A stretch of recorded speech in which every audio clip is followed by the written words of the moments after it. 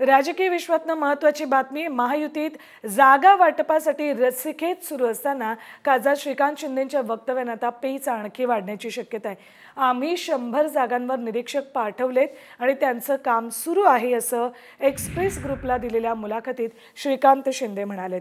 त्यामुळे शिंदे 100 जागांसाठी आग्रही असल्याचं बोललं जाते। मात्र महायुतीतल्या जागा वाटपाचा निर्णय चर्चेनंतरच होणार असल्याचंही ते म्हणालेत।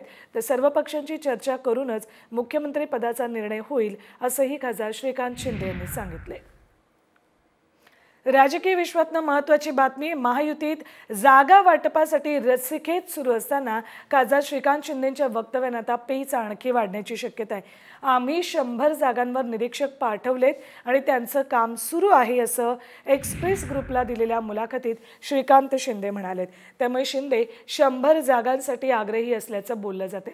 मात्र महायुतीतल्या जागा वाटपाचा निर्णय चर्चेनंतरच होणार असल्याचंही ते म्हणालेत।